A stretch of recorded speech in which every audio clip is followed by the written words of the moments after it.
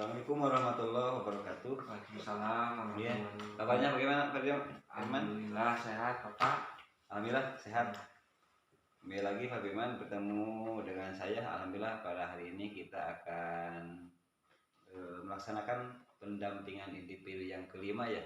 Iya. Pada bulan kemarin kita telah melaksanakan pendampingan yang keempat. Untuk pendampingan 5 hari ini ya, Pak Firman sudah mempersiapkan segala apa yang harus disiapkan. Pak Firman sudah? Ya sudah Pak. Untuk efektifnya waktu kita pelaksanaan pendampingan ini berfokus pada yang pertama, yaitu pada kegiatan inti nanti kita akan berdiskusi. Yang pertama penerapan aksi nyata modul 3.1 ya. Iya. Yang telah Pak Firman laksanakan. Yang kedua kita akan berdiskusi tentang rancangan program yang berdampak pada murid. Iya. Dan yang terakhir kita akan dialog pasca observasi pembelajaran. Yang pasca itu Pak Firman dengan teman sejawat sudah dilaksanakan. Iya. Ya. Dan siapa Pak Firman? Kebetulan sama Bu Ayi, guru kelas 3, dan pada waktu itu alhamdulillah saya sudah melaksanakan coaching supervisi akademik. Iya. Dan alhamdulillah menjadi pembelajaran khususnya bagi saya dan juga bagi rekan sejawat saya Bu Ayi. Baik Firman, terima kasih atas kesediaannya dan kita diskusi dengan tenang, tidak boleh tegang karena kita akan membicarakan hasil dari pembelajaran yang telah lalu. Yang selanjutnya Pak Firman, kan kita sudah berjalan selama 1 bulan terakhir kemarin. Saya mau tahu proses yang sudah berjalan, apa saja yang telah dipelajari Pak Firman sebulan ke belakang.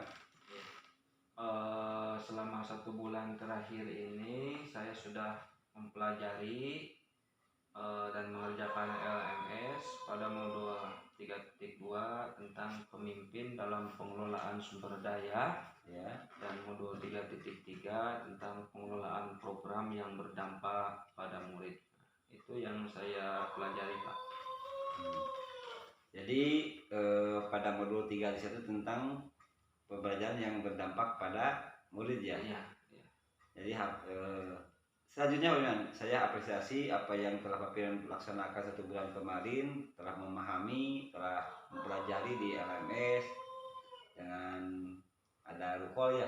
Iya. Rukolnya berapa kali itu? Rukolnya itu ada rukol 1, rukol 2, kemudian sama elaborasi pemahaman. Oh iya. Iya.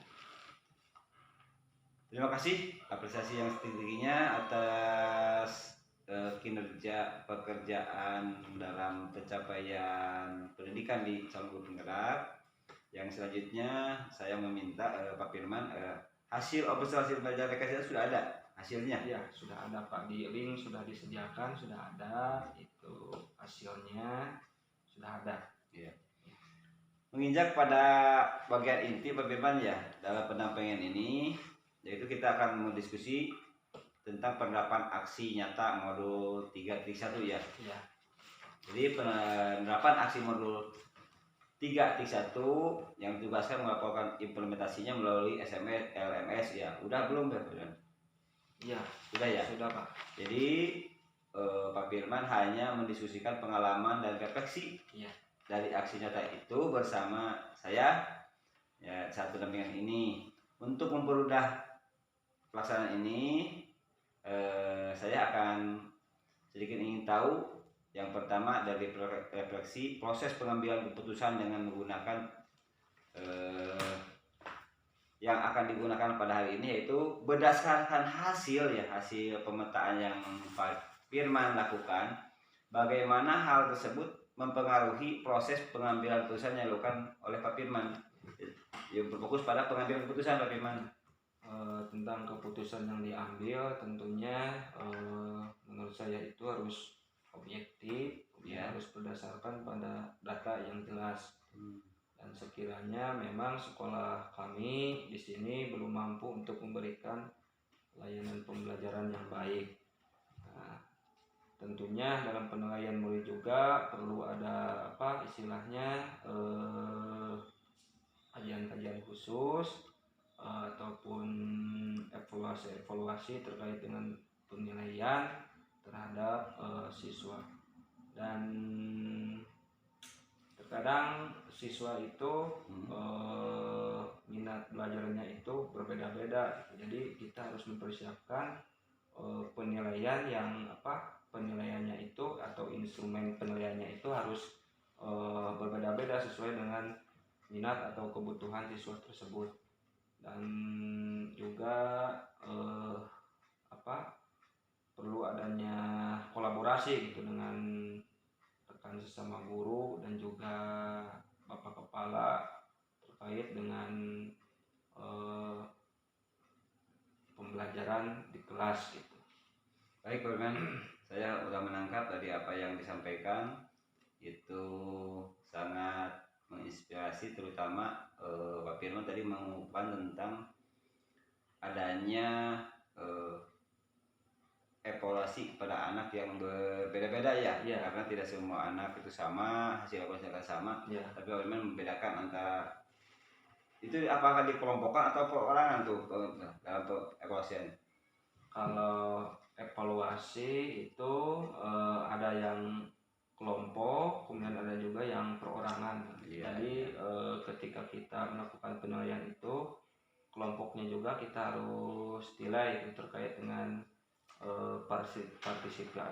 partisipasinya dalam kelompok, kemudian juga individunya, belajar mandirinya juga kita memberikan penilaian. Jadi dengan baik dengan memberikan bentuk evaluasi pertanyaan, bentuk esai ataupun pilihan ganda, dan juga penilaian terkait dengan tugas-tugas yang diberikan oleh kita di rumah. Baik, tadi dikemukakan dari jawaban yang pertama yaitu tentang berkolaborasi dengan teman dekat sejawat dengan kepala sekolah. Bagaimana itu strategi berkolaborasinya tentang itu? Mungkin terkait dengan kolaborasi dengan rekan sejawat dan juga bapak kepala, itu terkait dengan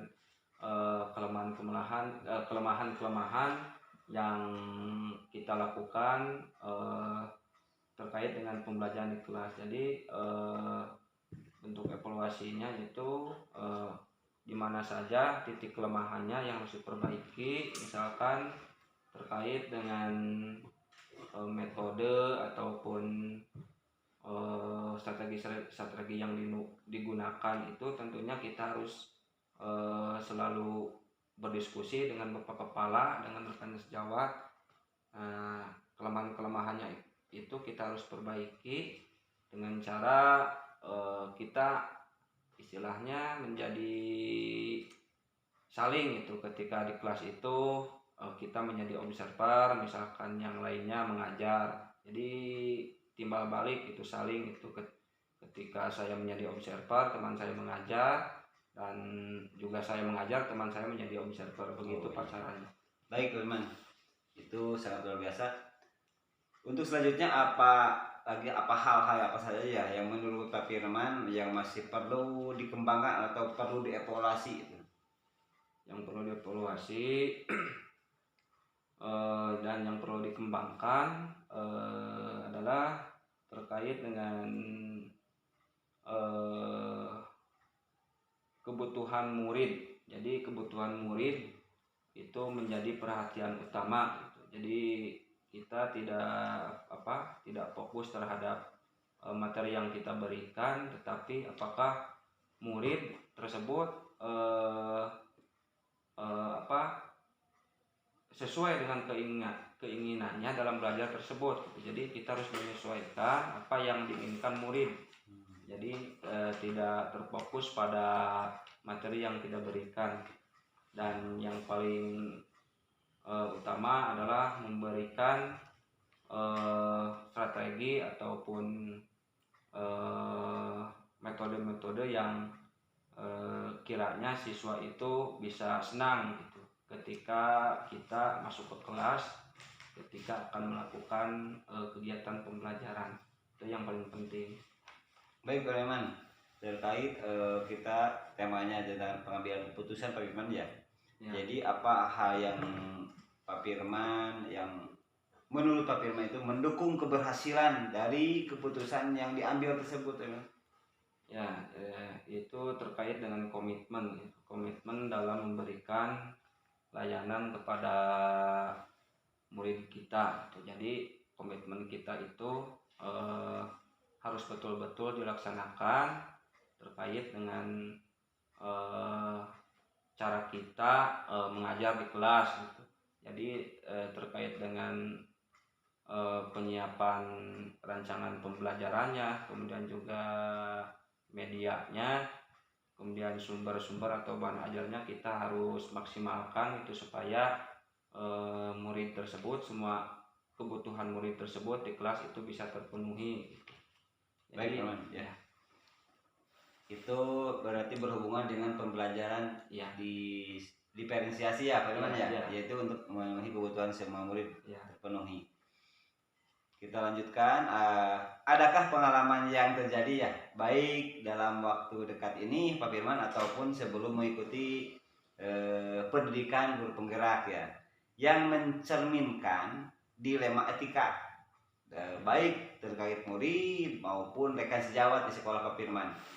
Ya, dilema etika yang saya rasakan itu ketika saya memutuskan murid kelas 4 itu khususnya kelas saya itu untuk diberikan penilaian atau kelayakan bahwa murid tersebut apakah naik atau layak ke kelas 5, dan hal tersebut memang menjadi dilema sampai saat ini pada diri saya, karena ketika aturannya itu ada aturannya bahwa harus objektif, harus sesuai dengan apa yang kita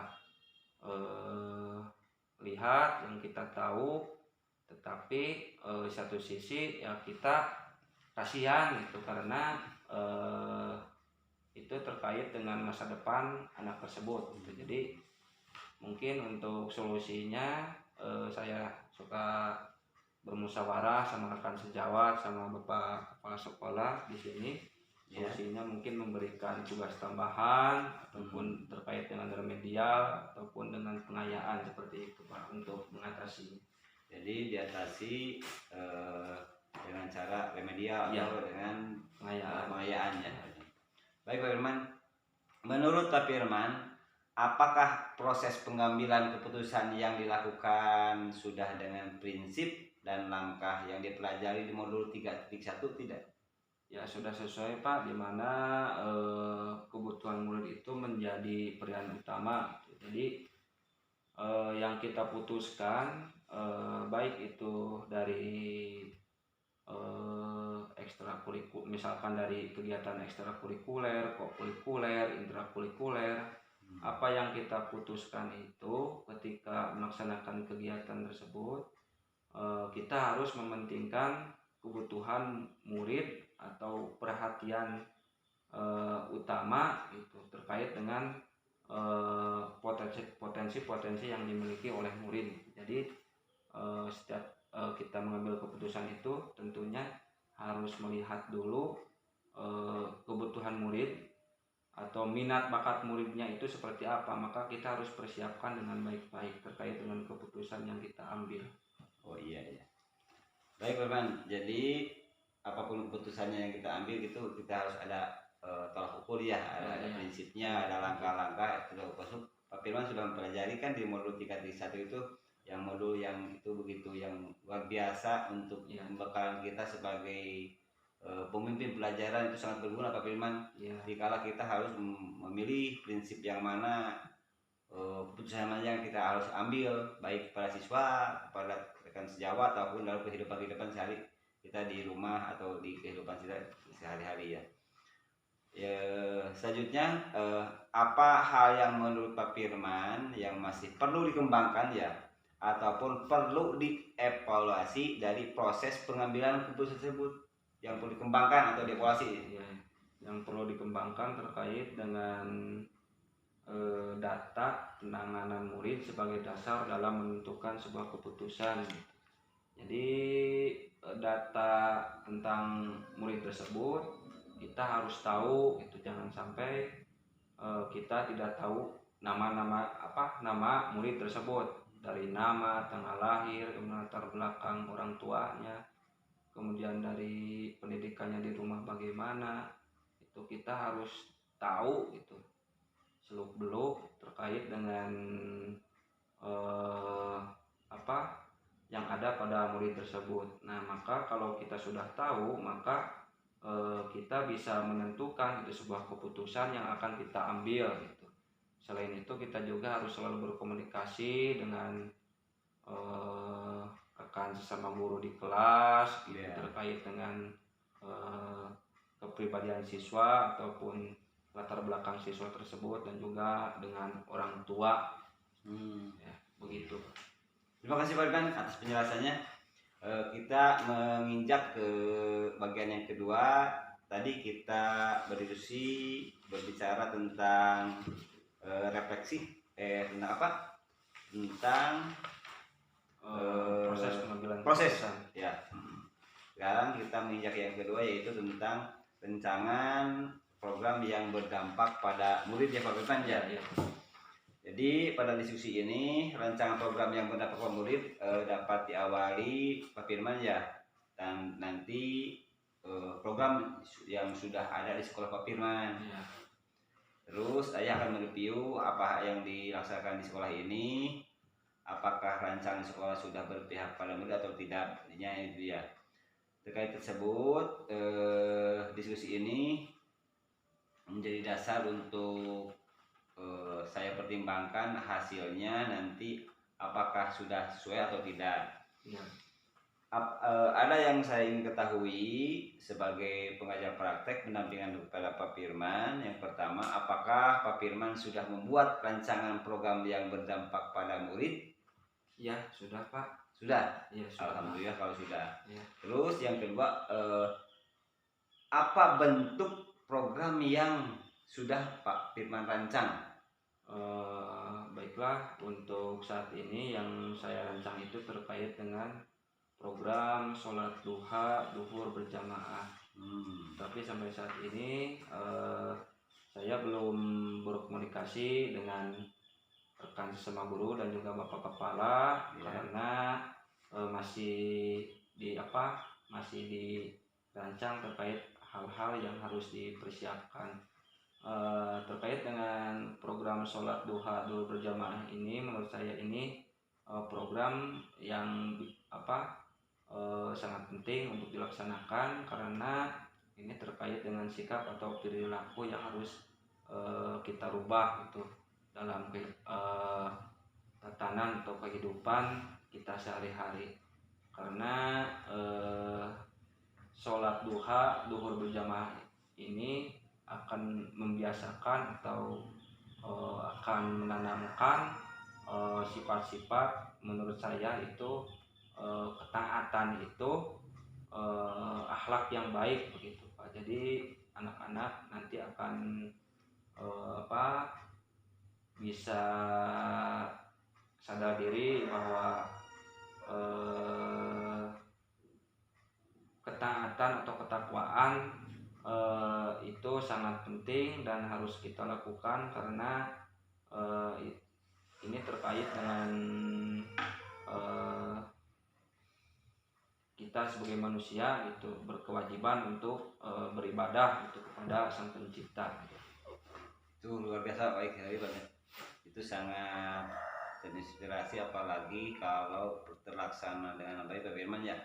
Apalagi kalau yang Pak Firman programkan ini dapat terrealisasi, terus dapat dipahami oleh semua pihak dan terlaksana sesuai program, ini akan dampaknya luar biasa Pak Firman. Karena apa yang tadi diterangkan oleh Pak Firman akan memperbaiki akhlak siswa, memperbaiki akhlak guru semuanya. Terus kita kesananya religius, ada ketaatan kepada Allah ya, ketakwaan kita pada Allah. keagamaan itu Pak Firman ya. Ya. Itu sangat baik Pak Firman. Terus untuk selanjutnya ya dukungan apa saja yang Pak Firman perlukan untuk menerapkan program yang sudah dibuat tersebut, kan perlu dukungan ya. Terkait dengan dukungan itu terkait dengan dukungan moral dan juga material. Nah, dukungan moral ini terkait dengan apa yang kita rencanakan itu, maka ini perlu adanya musyawarah atau diskusi bersama rekan sesama guru, orang tua, kemudian murid, bapak kepala, dan terutama murid. Nah, apakah program ini sesuai dengan sekolah kita, dan juga apakah program ini akan berdampak positif untuk sekolah kita ke depannya. Itu terkait dengan dukungan moral. Kemudian material terkait dengan kekurangan-kekurangan apa yang diperlukan dalam pelaksanaannya, misalkan terkait dengan sajadah, sarung, ataupun terkait dengan kurangnya air, misalkan ketika kita sholat berjamaah, apakah semuanya dapat tertampung gitu ataupun tidak, maka itu perlu dipikirkan gitu. Nah, terkait dengan material mungkin seperti itu Pak. Baik, tadi kan Pak Firman memerlukan dukungan ya, seperti guru, siswa mendukung semua, ada kekompakan, ada kolaborasi, ada koordinasi ya. Dan ada materi-materi material termasuk air wudhunya harus tersedia, sajadah atau tempat sholatnya ya Pak Firman ya. Untuk selanjutnya apa yang menjadi tantangan ini Pak Firman ya dalam melaksanakan rancangan program yang sudah dibuat tersebut, tantangan Pak Firman? Ya, secara umum berjalan lancar dengan pendalaman ilmu baru dan penerapannya, walaupun terkadang terbentur dengan pengelolaan waktu yang terbatas, serta tantangan dalam penerapannya itu secara totalitas. Nah, untuk itu perlunya diskusi dan kerjasama dengan rekan guru dalam bentuk kolaborasi maupun melalui coaching. Nah, jadi semuanya itu untuk menerapkan program yang saya rencanakan itu secara totalitas, dan semuanya itu memiliki itu, semuanya sadar bahwa kita itu harus bertanggung jawab, kita harus benar-benar melaksanakan program tersebut, karena program tersebut sangat penting, dan juga ini terkait dengan moralitas kita di sekolah. Nah, apakah kita itu akan punya moral yang baik atau moral yang jelek terkait dengan program tersebut, maka sangat penting untuk dilaksanakan. Dan juga terkait dengan keterbatasan waktu. Nah, jadi waktu ini sangat terbatas karena sekolah waktunya terbatas, maka menjadi tantangan tersendiri itu, karena banyak sekali program-program di sekolah yang harus dilaksanakan, apalagi banyak sekali jadwal-jadwal kegiatan. Sebentar lagi ada ANBK dan juga perlombaan-perlombaan ke depannya terkait dengan program yang akan saya laksanakan bersama rekan-rekan di sekolah. Ya, jadi mengenai tadi yang menjadi tantangan Pak Firman itu intinya yang pertama itu pada waktu Pak Firman ya, harus ada penyesuaian waktu, pengelolaan waktu yang betul, manajemen waktu Pak Firman itu ya. Yang kedua terlalu banyak kegiatan, yaitu bahwa waktu dan kegiatan itu sama, bagaimana kita mengaturnya ya Pak Firman ya. Baik Pak Firman, apa yang Pak Firman lakukan yang untuk menghadapi tantangan tersebut Pak Firman? Yang saya lakukan adalah saya akan tetap belajar melakukan diskusi, terutama itu melakukan diskusi dengan rekan sesama, sesama di kantor. Jadi pertama saya akan terus belajar meskipun pendidikan guru penggerak telah usai, maka saya akan tetap belajar baik melalui webinar, workshop dan lain-lain, dan juga fokus untuk selalu diskusi, berkolaborasi dengan rekan sesama sejawat di kantor itu, dan sangat penting itu terkait dengan kolaborasi. Hal-hal apa saja yang kita laksanakan di sekolah, kita harus selalu berkolaborasi dengan rekan sesama sejawat. Oh iya begitu. Jadi yang akan dilakukan Pak itu dengan terus belajar ya. Terus belajar. Jadi tidak henti-hentinya, bagus. Betul Pak Firman, apalagi kalau kita beragama Islam itu kewajiban kita mulai dari lahir sampai mati itu wajib ya, untuk belajar, cari ilmu. Yang pertama, yang kedua Pak Firman akan diskusi dengan rekan sejawat berarti ya, ada komunitas, ada kita bisa berkolaborasi, berkomunikasi, berdiskusi ya dengan rekan sejawat. Yang ketiga Pak Firman akan melaksanakan webinar, berdiklat, itu betul Pak Firman. Karena perubahan itu terus berlangsung ya, termasuk kita ini sebagai pemimpin pelajaran, sebagai pendidik, tidak serta-merta kita hanya diam saja apa yang kita sudah capai itu sudah maksimal, tidak Pak Firman ya. Jadi dengan adanya pendidikan ini Pak Firman sudah berusaha belajar lagi ya, menambah ilmu supaya dapat menyelesaikan tantangan tersebut. Terima kasih Pak Firman ya. Untuk yang selanjutnya kita menginjak tentang yang pertama tadi sudah, yang kedua rancangan program yang berdampak pada murid, dan yang ketiga kita akan berdiskusi Pak Firman tentang komunitas praktisi. Jadi komunitas praktisi ini ya, perkembangan yang dijalankan di sekolah Pak Firman ya, serta implementasinya, penerapannya dari rencana Lokakarya 2 untuk berbagi di rekan sejawat itu sudah dilewati ya Pak Firman ya. Baik Pak Firman, yang saya ingin ketahui Pak Firman di sini ya, Pak Firman sudah merintis komunitas praktisi di lingkungan sekolah dan sekitarnya belum? Ya sudah Pak. Sudah. Untuk di sekolah saya sudah merintis komunitas terkait. Iya. Bagaimana peran komunitas ini terhadap proses pembelajaran Pak Firman? Ya. Komunitas yang saya buat itu bersama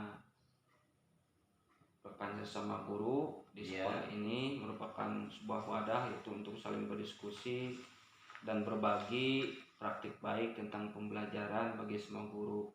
Nah, kemudian untuk meningkatkan kompetensi guru yang berpengaruh pada peningkatan proses pembelajaran. Jadi kami membuat grup khusus untuk komunitas praktisi khususnya di SD Nangasari terkait dengan hal apa saja yang harus didiskusikan, pada khususnya itu terkait dengan pembelajaran di kelas Pak. Jadi sangat penting menurut saya komunitas praktisi ini, dan saya selalu berdiskusi bersama rekan sejawat terkait dengan kendala-kendala yang kami lakukan di sekolah terkait dengan pembelajaran di kelas gitu. Ya. Baik Pak Firman, tadi sudah dikemukakan ya. Terus apa saja perubahan yang menyenangkan? Kan ada yang menyenangkan, berarti ya perubahan yang menyenangkan yang dialami dari rekan komunitas praktisi Pak Firman ya. Perubahan yang baiknya, yang menyenangkan. Perubahan yang menyenangkan adalah memperbaiki proses pembelajaran dan menciptakan program yang berpihak pada murid, saling berbagi tentang praktik baik pembelajaran. Jadi memperbaiki proses pembelajaran pada ini. Jadi ketika ada kendala di kelas, maka kita selalu berdiskusi apa saja kendalanya dan kita selalu melakukan perbaikan-perbaikan, evaluasi untuk kedepannya sharing ya sharing dengan rekan sejawat ya. Ya. Yang selanjutnya Pak Iman, apa rencana yang akan dilakukan komunitas praktisi Pak Firman setelah program ini selesai? Nah, mungkin saya akan konsisten dalam berbagi dan mengembangkan praktik baik di sekolah. Dan saya teringat kata-kata Bapak, kita tidak perlu melakukan perubahan itu secara besar-besar, tapi kecil. Yang penting kita melakukan perubahan. Meskipun kecil, yang penting kita melakukan perubahan. Tapi dengan kecilnya itu, dengan sama-sama bergerak, misalkan sekolah ini semuanya bergerak, maka akan menjadi besar. Iya. Jadi akan selalu berbagi dan mengembangkan praktik baik di sekolah. Jadi seperti itu, Pak. Jadi Pak Firman akan mengembangkan praktik baik selama hasil dari pendidikan guru penggerak, hasil dari sharing dengan teman-teman, apalagi ya banyak teman di ruang kolaborasi yang luar biasa Pak Firman ya. Yang praktik baiknya yang sangat menginspirasi kita itu kita dapat menjadikan kita inspirasi bagi kita, motivasi bagi kita untuk lebih meningkat lagi Pak Firman ya. Untuk selanjutnya Pak Firman ya, apa dukungan yang Pak Firman perlukan untuk komunitas praktisi Pak Firman agar komunitas tersebut bisa terus belajar bersama? Mungkin itu dukungan moral dan material dari sekolah agar program berjalan dengan baik dan dapat berkolaborasi dengan warga sekolah di luar anggota komunitas praktisi.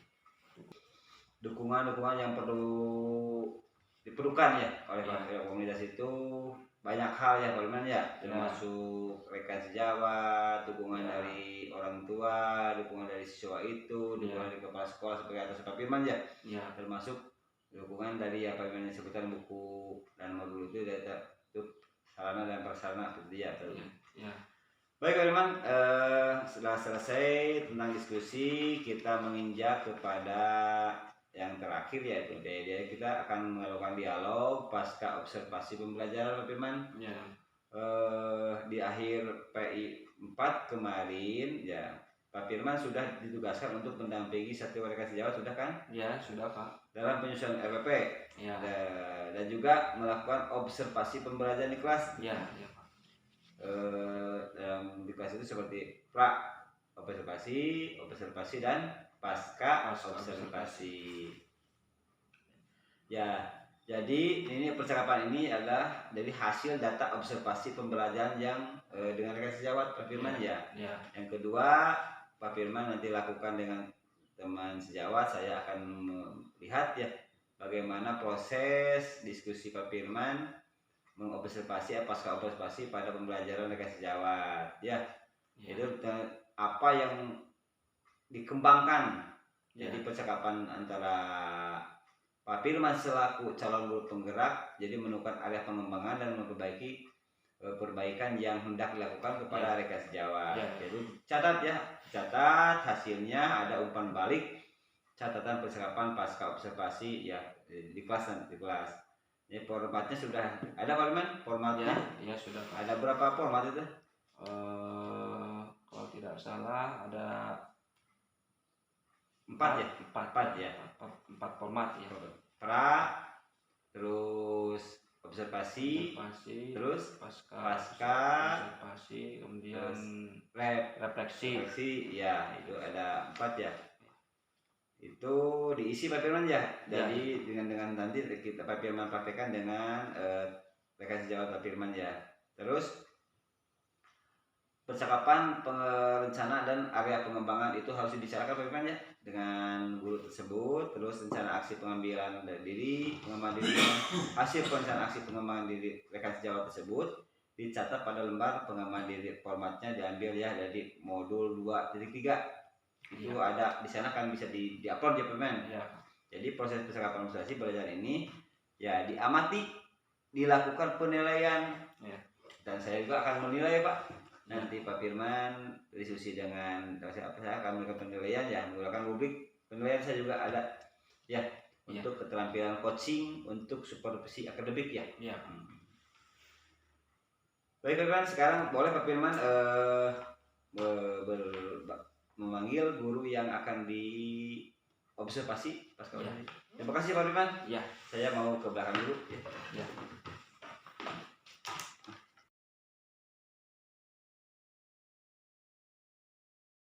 Assalamualaikum warahmatullahi wabarakatuh. Waalaikumsalam warahmatullahi wabarakatuh. Pak Firman, tadi kita sudah melaksanakan pasca observasi ya. Ya. Untuk bagian akhir kita melakukan refleksi Pak Firman ya. Ya. Jadi saya selaku pendamping Pak Firman, setelah Pak Firman menjalani proses program pendidikan guru penggerak ini, apa hal yang menurut Pak Firman ya yang paling Pak Firman kuasai dari materi-materi yang sudah dipraktikkan? Ya. Yang paling dikuasai Pak Firman? Yang paling dikuasai yaitu penerapan budaya positif di sekolah. Itu modul yang paling saya senangi, ya. Budaya positif di sekolah, dimana budaya positif ini sangat penting untuk dilaksanakan karena merupakan pondasi itu bagi sekolah, dimana budaya positif ini sangat menunjang sekali terhadap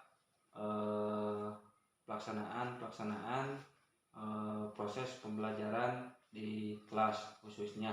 Jadi penerapan budaya positif ini sangat penting menurut saya itu untuk diterapkan di sekolah. Ini yang paling saya suka terkait dengan yang paling kuasai terkait dengan modul-modul yang saya pelajari. Ya. Oh iya baik kan.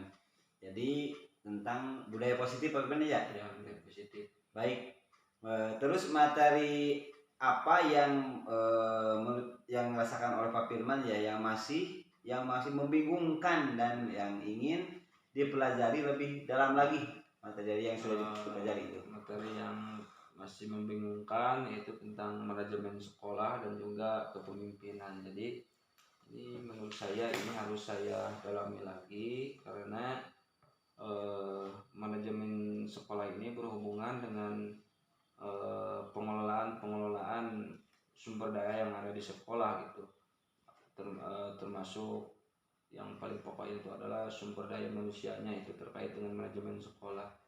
Yang paling sulit itu dengan sumber daya manusia, bagaimana kita belajar untuk selalu mengembangkan kompetensi sebagai guru gitu, untuk menyadarinya dan juga tergerak untuk memajukan sekolah khususnya yang ada di sekolah saya gitu. Kemudian juga kepemimpinan, bagaimana kita menjadi seorang pemimpin, menjadi teladan yang baik bagi rekan-rekan sejawat gitu, kemudian bagi terutama menjadi teladan bagi anak-anak gitu di sekolah gitu. Baik teman, jadi yang paling menarik itu tentang budaya positif, tapi ada yang membingungkan yang masih harus dipelajari lebih dalam, yaitu tentang manajemen sekolah ya. Termasuk sumber daya manusia. Firman kembali lagi tadi Pak Firman telah menjelaskan tentang yang pertama yaitu tentang yang paling disukai ya. Tentang budaya positif di sekolah. Yang Pak Firman yang dilaksanakan itu yang paling disenangi Pak Firman, yang dikuasai seperti itu ya.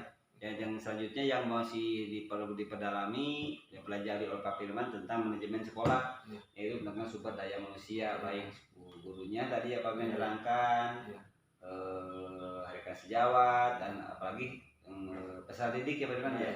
Baik Pak Firman, terima kasih atas kesempatannya dalam PI 5 ini. Semoga apa yang kita bicarakan hari ini, diskusi hari ini bermanfaat khusus bagi saya. Jadi bagi Pak Firman dan terutama bagi lembaga pendidikan yang Pak Firman di sini di SDN Langansari ya, yang dikepalai oleh Pak Utang ya. Bagaimana Pak Utang itu orangnya yang itu semangat ya, menunjang dan mendukung Pak Firman itu.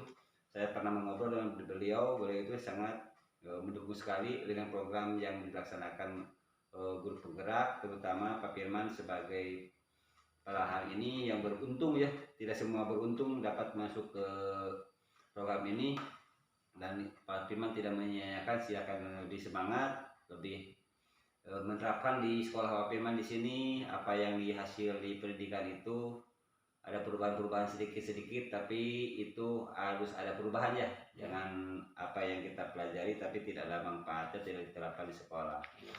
Saya apresiasi sangat luar biasa Pak Firman dalam pelaksanaan PI ini, dalam pendidikan guru gerak ini. Yang selanjutnya ya, saya Pak Firman selaku CGP ini untuk menyebarkannya, mengumpulkan dan menginput survei ke depannya Pak Firman tentang kompetensi guru penggerak, feedback yang 360.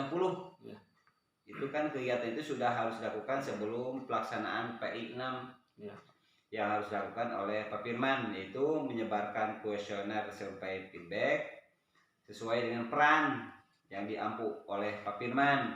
Respondennya ada berapa? Itu ada 3.